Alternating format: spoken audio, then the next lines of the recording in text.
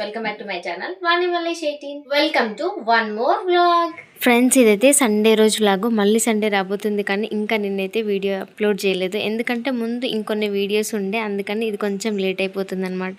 దీని తర్వాత ఇంకొక వీడియో కూడా ఉంది, సో అది కూడా పెట్టేసేయాలి. ఇదైతే సండే రోజు లాగి. ఇప్పుడు టైం 7:30 అవుతుంది. రోజు లేచేలాగానే లేచిన, కొంచెం పని లేట్గా స్టార్ట్ చేసిన అంతే. ఏంటి సండే కూడా ఇంత తొందరగా లేవాలని కొందరికి అనిపించవచ్చు, కొందరు అనుకోవచ్చు. బట్ నాకు సండే, సాటర్డేస్, హాలిడేస్లలో లేట్గా లేవడం అస్సలు అలవాట్లేదు. నాకు నచ్చదు కూడా. ఎందుకంటే కొంచెం లేట్గా లేచిన ఆ టైంకి అయ్యే పని కొంచెం పెండింగ్ పడుతుంది, లేట్ అవుతుంది. దాని తర్వాత పనులు కూడా అంతే లేట్ అయితే అంతే పెండింగ్ పడుతుంది. సో ఆకలి మాత్రం ఆగదు కదా ఇట్లా లేట్గా లేచినందుకు. సో అందుకే నేనైతే లేచే టైంకి లేచి పనులు అయితే స్టార్ట్ చేస్తా. అట్లా లేచి పనులు చేసి టైంకి తింటేనే నాకు ప్రశాంతంగా ఉంటుంది అనమాట. మా వాళ్ళకి కూడా అట్లే అలవాటు అయిపోయింది. సిక్ అయినప్పుడు కూడా ఇట్లనే లేస్తాను అంటే లేస్తాను, కానీ కొంచెం లేట్గా లేస్తా. మరీ అంత లేవలేకుండా సిక్ అయితే ఎప్పుడు కాలేదు. నాకు ఇయర్ ప్రాబ్లమ్స్ వచ్చినప్పుడు తప్ప మరీ అంత సిక్ అయితే ఏం కాలేదు. ఇంక ఇప్పుడైతే ఆలుగడ్డ కట్ చేస్తున్నాయి. ఎందుకు అంటే ఆలు కుర్మా చేద్దామనేసి. ఈ ఆలు కుర్మా చపాతీలోకి, పూరీలోకి చాలా బాగుంటుంది. ఒకసారి హోటల్లో తిన్నా, మళ్ళీ ఎట్లా చేయాలని తెలుసుకొని మరి చేయడం అయితే స్టార్ట్ చేసిన. పర్ఫెక్ట్ ఒకసారి వచ్చింది, అదే కంటిన్యూ చేస్తాను. ఇంక ఇప్పుడైతే కట్ చేసి పొయ్యి మీద పెట్టుకొని ఇంకా చపాతీ చేయడం కోసం మనము దేంట్లో అయితే పిండిని కలపాలి అనుకున్నామో, ప్లేట్ కానీ గిన్నె కానీ, దానికి ఆయిల్ కానీ నెయ్యి కానీ ఇట్లా వేసి స్ప్రెడ్ చేసినాము అంటే పిండి అంటుకోకుండా ఉంటుంది. తెలియని వాళ్ళకి ఈ టిప్పు చిన్నది యూజ్ అవుతుందని చెప్తున్నా. ఎందుకంటే గిన్నెకి మొత్తం అది అంటుకుంటుంటే కొంచెం గలీజ్గా ఎట్నో చికాకు కనిపిస్తుంది కదా, అట్లా అని చెప్తున్నాను. ఫైనల్గా పిండి కలపడం అయితే అయిపోయింది. మరీ అంత గట్టిగా,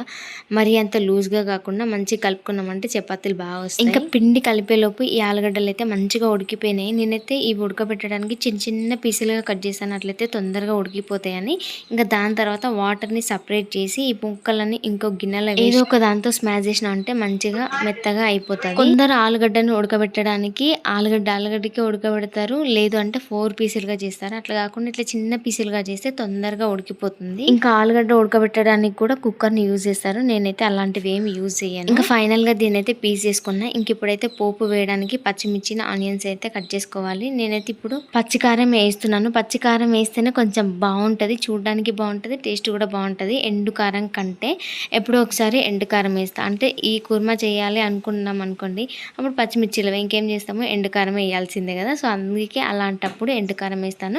బట్ పచ్చిమిర్చి వేస్తే టేస్ట్ కానీ చూడడానికి కానీ బాగుంటుంది. సో ఇప్పుడు నేను అదే పచ్చికారమే ఇస్తున్నాను. ఫ్రెండ్స్, మీరైతే ఈ వీడియోని లాస్ట్ వరకు చూసి ఏమైనా యూస్ఫుల్ అనిపించిన, చిన్నపాటు నచ్చిన ఒక చిన్న లైక్ ఇచ్చి ఛానల్ని సబ్స్క్రైబ్ చేసుకొని సపోర్ట్ చేయడానికి ట్రై చేయండి. అవును, కానీ సండేస్లలో, హాలిడేస్లలో మరి మీరు ఎలా లేస్తారు, మీ ఇంట్లో వాళ్ళు ఎలా లేస్తారు, లేట్గా లేస్తారా, తొందరగా లేస్తారా, టిఫిన్ చేస్తారా, చెయ్యరా? కొందరైతే సండేస్లలో, హాలిడేస్లలో అసలు టిఫిన్ చేయండి, డైరెక్ట్గా లంచ్ ప్రిపేర్ చేసుకొని తింటారని అంటున్నాను. ఇంక ఇప్పుడైతే కట్ చేసుకోవడం అయిపోయింది. నా దగ్గర బఠానీలు అయితే లేవు. అంటే పచ్చి బఠానీ వేస్తే ఇంకా బాగుంటుంది. హోటల్ స్టైల్ అంటే పచ్చి బఠానీ వేస్తారు కదా, ఇప్పుడు నా దగ్గర అయితే లేదు.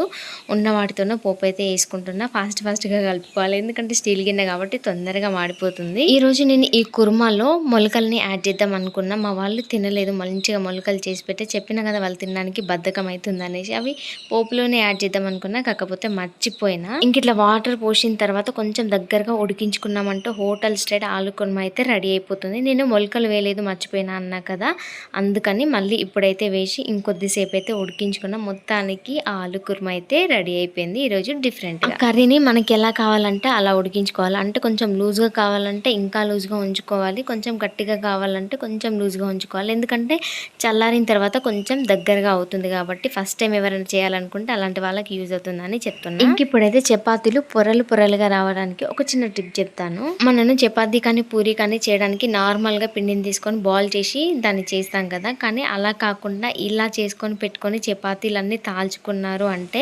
పొరలుగా పొంగే చపాతీలు మన సొంతం అవుతాయి. ఒక్కసారి కాదు, చేసిన ప్రతిసారి. ఇంకా ఎవరైనా చపాతీల మీద బురదలాగా, నీళ్ళలాగా నూనె రుద్ది పడేయకండి. ఎందుకంటే చపాతీలని చపాతీలాగే కాల్చండి. పిండిని మంచిగా కలుపుకున్నామంటే చపాతీలు నిజంగానే మెత్తగా, సాఫ్ట్గా పొంగుతూ వస్తాయి. పెనం మాడిపోకుండా జస్ట్ ఆయిల్ కానీ నెయ్యి కానీ కొంచెం రాసి కాల్చుకున్నామంటే నిజంగానే పొంగుతాయి. ఫైనల్గా చపాతీ విత్ ఆలు కుర్మా రెడీ.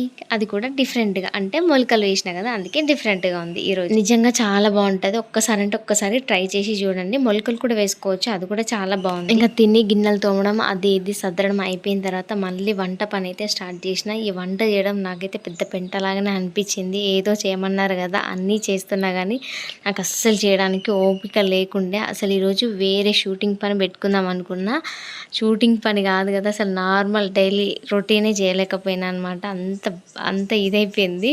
కాకపోతే తప్పదు కదా అన్నట్టు చేస్తున్నా, ఏదో అట్లా చేయాలి అన్నట్టు. అందుకే మీకు నా ఫేస్ కూడా కనిపించకుండా చేసిన. బట్ వీడియో ఉండాలి కదా, ఇంకా ఏం వీడియో లేకపోతే ఇదైనా యూజ్ అవుతుంది అని ఇంకా వీడియో తీసుకుంటా చేస్తున్నాను.